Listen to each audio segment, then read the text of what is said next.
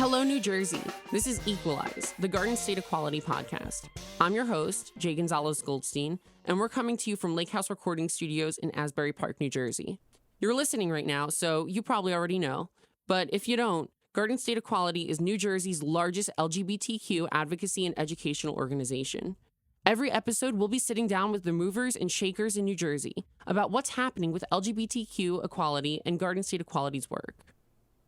Before we get started, I just want to introduce myself a little bit further. I am a queer trans woman.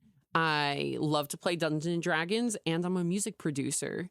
I want to get more involved in the queer community, and I'm really excited to be hosting this podcast today. Today, we'll be talking about the New Jersey LGBTQ-Inclusive curriculum law that's coming to public schools in the fall of 2020, and the work that Garden State Equality is doing to develop that curriculum. But first, we're going to start off with a high school student and an unusual path the school took with this new law. Here's one of our producers, Jessica Dresch. Imagine your high school hallways. Off-white cinder block walls. Boring. Like any moment they can melt into a bowl of cottage cheese. Now imagine those same hallways, but with new sudden life and vibrancy and colors radiating off the walls to whoever walks by. And maybe it's a rocket ship blasting into space, or a hot dog stand in Times Square.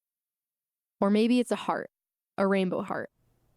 And there's this one mural in particular that we're going to talk about on today's show that was able to capture all of that magic, all of that, let me stop and look at this and just appreciate it. And this mural started with two high school students who had a vision and a voice they wanted to amplify in their community, which led to national controversy and the involvement of the Catholic Church, but ultimately led to a resolution for the LGBTQ community across New Jersey.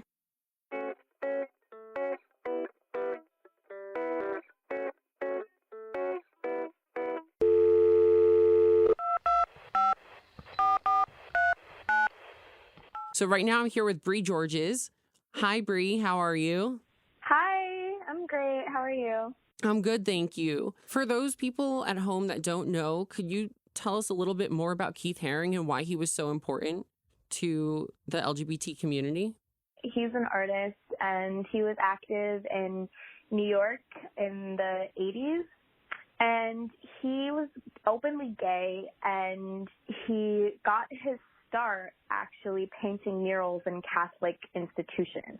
But then people, found out that he was gay, but people also found out that he was HIV positive, and obviously there was a lot of stigma around those two things at the time. He used to paint in subways. He started to become a graffiti artist, and his art really didn't get the recognition that it truly deserved until he unfortunately passed.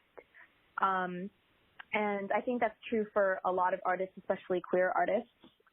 And, it was unfortunate, but, today he is remembered as an important figure, but also as an activist. He coined the phrase crack is whack, which was used as a slogan to fight the crack epidemic in inner cities and to address the issue of drugs within marginalized communities. So you mentioned that Keith Haring, he originally was painting murals in churches. I think that's pretty interesting considering the direction that this story takes. Yeah, irony. Do you know whether or not he was a religious guy? I really don't. I don't think that he was particularly religious, especially considering a lot of the struggles that he went through. I think in a lot of his memoirs, he had very dark thoughts, and he never really mentioned having this salvation in God or anything. I just think he loved people, and he wanted to share his art, and to him, art was love. Well, Keith Haring is a young artist who specializes in graffiti. He began in the New York subways, and he has surfaced with major shows around the world. In this article, it said a student was watching you do this. He stood behind you watching you paint these babies and dogs, and he finally got up enough courage to say, "Why are you doing this?" And Keith said, he's quoted as saying, "It's for you." Did you get a lot of thank yous? Yeah, that's one of the things that has kept me, especially in the subways, has kept me going back over and over to keep doing this, because I've run into so many appreciative people of all ages and all kinds of people that really enjoy seeing them there. So.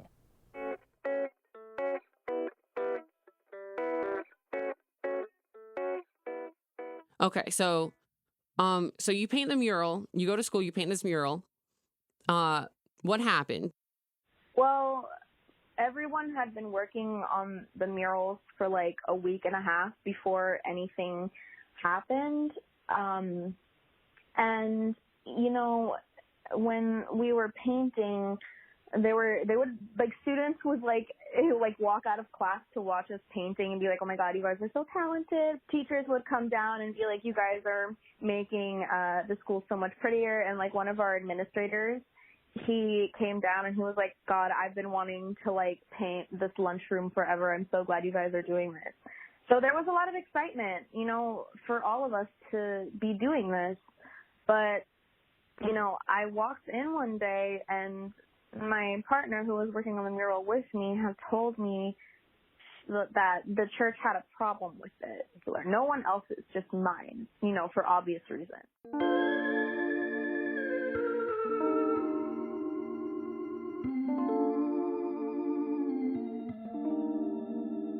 Yeah. Breeze Public Charter High School pays rent to the Holy Trinity Catholic Church across the street. And charter schools are similar to regular public schools in that they must abide by separation of church and state. And in their lease agreement, the church makes sure to mention its Catholic values. Quote, due to the Catholic nature of the landlord, tenant promises to conduct no affairs or establish any organizations that would be contrary to its Catholic moral values, ethics, and faith, unquote. So how did the church even find out that this mural was in your school? The Father Paul, who is, you know, like the main priest of that church, he took issue. He took a video of the mural, calling it disgusting and inappropriate. So he was not happy with it. He sent it to the CEO of iLearn, Mr. Gaverjan. And Gaverjan literally just called the principal of my school and was like, deal with it. Like, no regard, just deal with it, flat out. So there was a lot of pressure to fix it and silence it because they didn't want any issues with the church because we rent, our school, we pay rent to this private institution, to this church, and that's an issue. So how did the school respond when they heard these complaints from the church? Well, it was really disorganized and just jumbled. Out of the blue, walking in the hallway, I found out.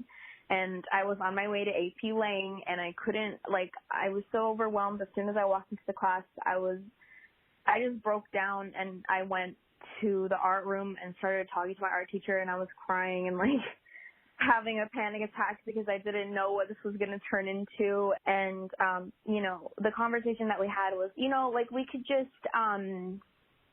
we don't have to cover up the rainbow or anything, you know, like, we'll fix this, maybe get rid of the symbols under because there were gender symbols under. There was also a phrase, I wrote a phrase on it, ignorance equals fear. And then I walk in the next day and it's covered up. The rainbow's covered up. The gender symbols are covered up. The background is painted in white. Anything that had to do with LGBT things was painted in white. It was gone. I walked in and it was like everything had been erased. What was the next step for you? You realized this happened to you and you decided, okay, I need to do something about this. How did that come about? Well, in this situation, like, I felt stuck and I didn't know what to do, but I have a history of, like, activism and being, you know, adamant on social justice issues. And I was like, you know what, this is what I want to do with my life. I want to be an activist. I want to be, like, a person who can, like, speak out. So I turned to social media and I tweeted this thing not expecting to get any attention. I sent the tweet to an activist who is like very prominent. His name is DeRay, and he's a Black Lives Matter activist, but he's also queer. And I sent it to him, and I was like, if you could give me any advice on the situation, that would be like incredible. And he ended up retweeting it. It started to get attention from these really prominent people in the political sphere. And I think that's when it really, truly took off. And I was like, you know what, this is something that, like, I can turn this into something good. So would you mind actually reading the tweet for us so that the listeners know what's up? Yeah, no problem.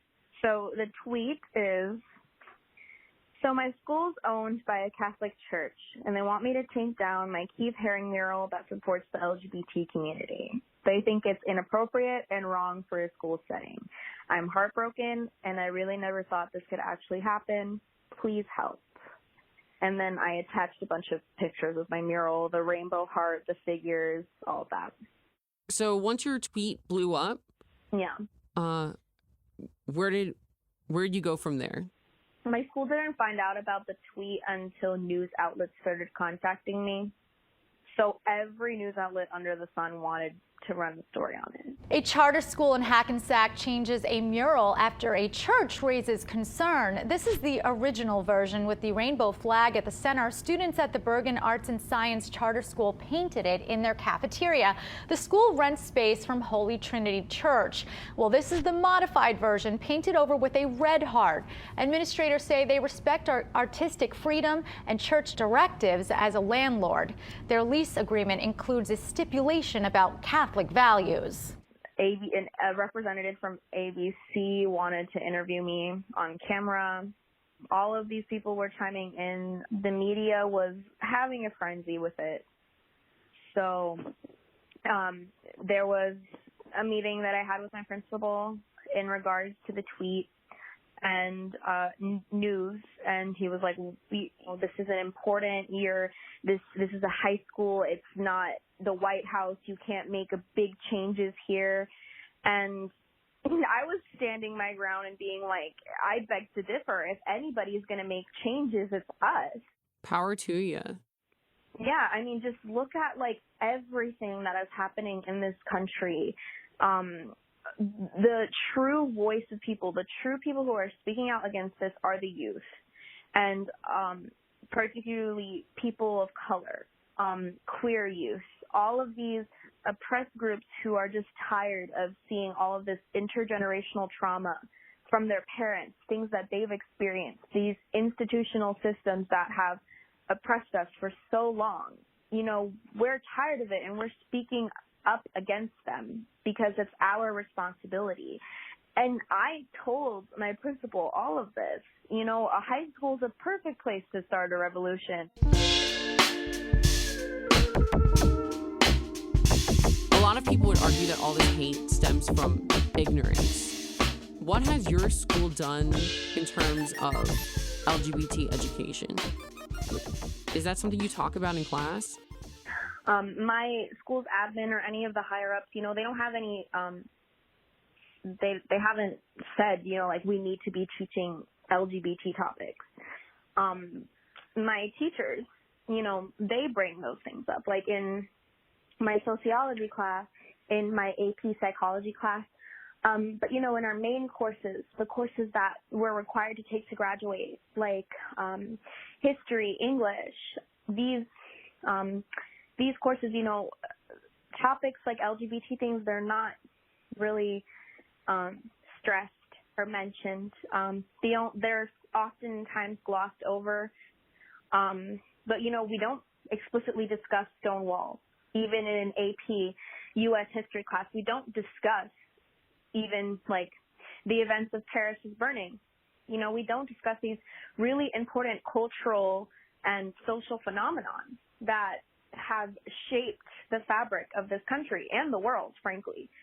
It's not even mentioned on the exams. And I think that speaks volumes to where we are and how easy it is to erase LGBTQ plus identities. Absolutely. And who are some of those LGBTQ figures that you really look up to, that you'd love to talk about in your classes? Well, I mean, Keith Haring, for one, just as an artistic figure, even like somebody like RuPaul, he has really important cultural and social significance. He's gay, he's Black, he grew up poor, but, he made so much of himself just with his queer identity. Even people like Marsha P. Johnson and Sylvia Rivera. I'm Venezuelan, and Sylvia Rivera is Venezuelan. And even just as a brown person, as a person of color, as a Latino person, we're not represented in this country enough. And, somebody like Sylvia Rivera could provide so much more than LGBTQ plus representation. It provides representation for trans women, for people of color, for Latino people in particular, and I think it's an important thing to stress. That's why LGBT curriculum is so important, because it means that these topics are necessary, that you have no choice. You have to teach these important things. Bree, you are such an icon. Thank you so much for speaking with me today. Thank you. Oh my God, you're like gonna make me cry. I've never been called an icon. I love that. Well, thank you for joining me today, and I wish you the best in your future endeavors. I'll definitely be keeping an ear out for you. Yeah, no, oh my God, thank you so much for having me. Thank you to Guardians of Equality. Thank Bye-bye. you. Bye.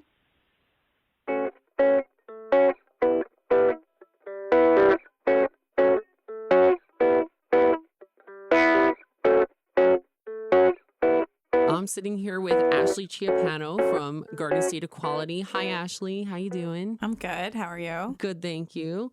So can you tell us a little bit about what you do for Garden State Equality? So at Garden State Equality, I am the Safe Schools and Community Education Manager. I'm responsible for all the programming in public schools, as well as any community space. So that could be the library, that could be any space where LGBTQIA people exist. So that's pretty much anywhere. So how'd you first hear about the situation with Bree and her mural getting painted over? I was actually not in the office the day that happened. I was working from home, and I got an email from John, our communications manager. And, he shared with me that, a student had tweeted out an experience that she had at her school about her mural being painted over, what it meant to her. And, his words were, "This is going to make a huge impact. Like, I really think we need to reach out to this student. Do you have any contacts in the Hackensack, Bergen area?"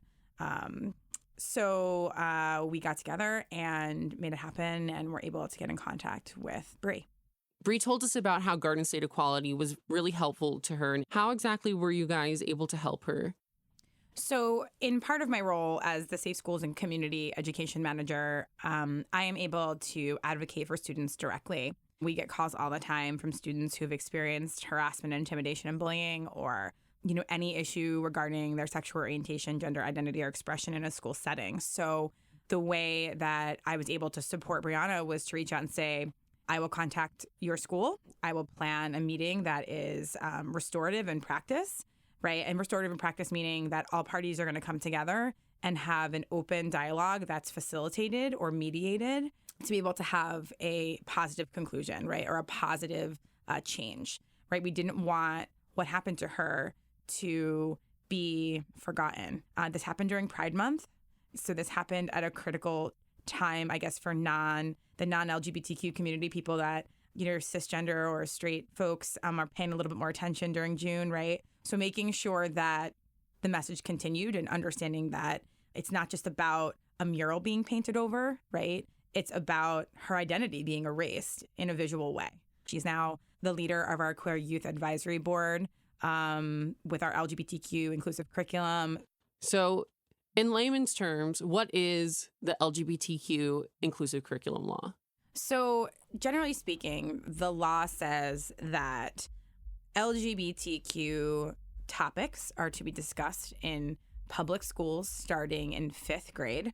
But moreover, it lists some specific areas in which LGBTQ people have contributed. So it asks educators, administrators, and school boards to talk about positively and accurately the political, social, and economic contributions of LGBTQ people and people with disabilities. So we are currently in the process with a team of 10 curriculum writers writing LGBTQ-inclusive curriculum across all subject areas. So yes, I also agree that LGBTQ-specific history is important. But the truth of the matter is that only talking about the history of the movement is not enough.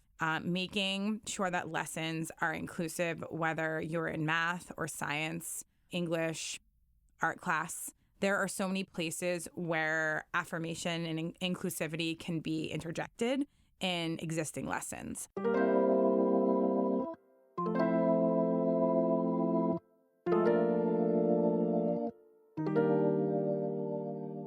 The only caveat to this is that the law does list that school boards, individual school boards, are able to decide what curriculum they can choose.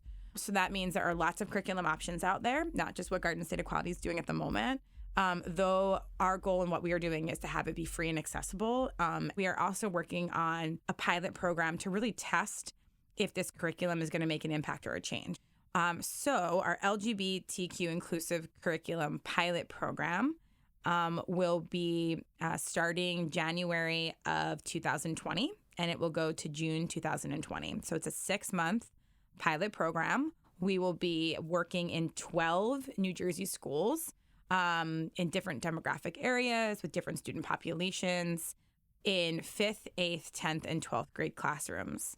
Our Queer Youth Advisory Committee, which is being led by Bree, along with a group of community members, we'll be reviewing the curriculum. We'll get feedback through some data collection, before and after surveys, really the opportunity for educators to share what it was like to teach a lesson and students to share what it was like to experience a lesson.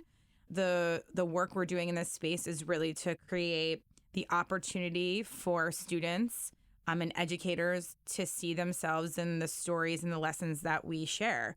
How do you think it's been hurtful for queer students that currently aren't learning about LGBT history? How does that affect them?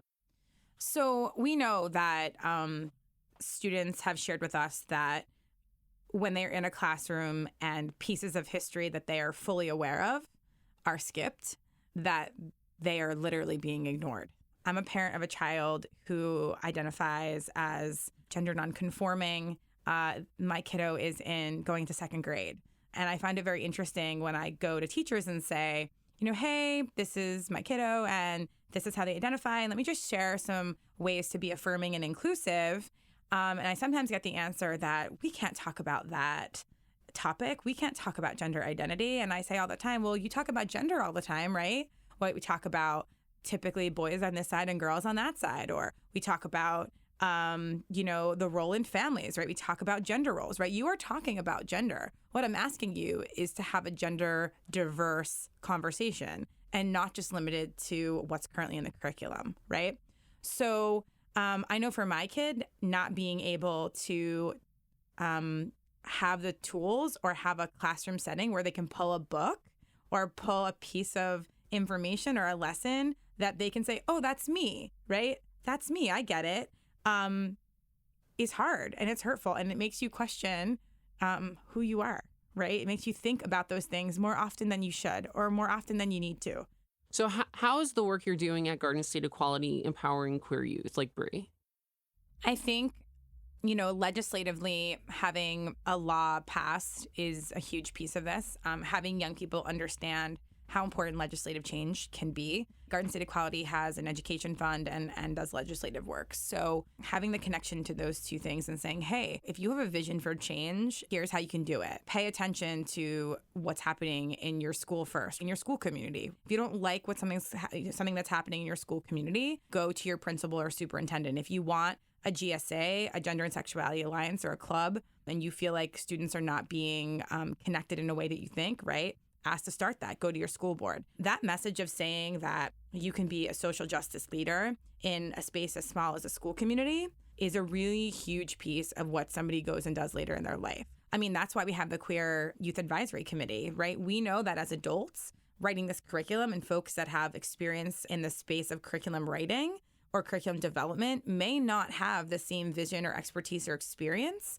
or have experienced the world the way in which a 14, 15, 16, or 18-year-old queer youth would, right? So making sure that we are not missing the vision of young people is our main concern, because these are our leaders, right? These are the people that are going to be making decisions for our country, for their communities, for our state in years to come.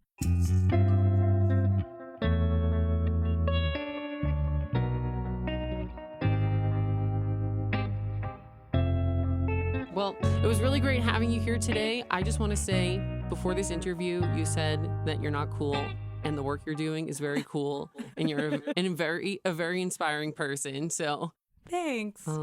But thank you. Thank you for being here and taking the time to be interviewed by me. You're welcome. After a talk with Garden State Equality, Bree's school agreed to be one of 12 public schools across New Jersey to participate in the test pilot program for the LGBTQ-Inclusive curriculum. As for the mural, Bree taped up a sign saying, "Mila and I, Brianna, painted this mural to pay homage to an important queer historical figure. This goal was not silenced or in vain. I'm still here. I'm still queer. Nothing anyone can do can change that. Love yourself, love everyone. That's what will fix the world. Taking down a child's mural changes nothing." Thank you so much for listening to our first episode of Equalize. I had an amazing time talking with these inspirational and insightful people. Feel free to reach out to us by searching Garden State Equality on Twitter, Instagram, or Facebook. This episode was engineered by Genevieve Nelson, music by Jem Seidel, and produced by Jessica Dresch. My name is Jay, and I hope you have a really great day. Hug someone you love, drink 6 cups of water. See you next time.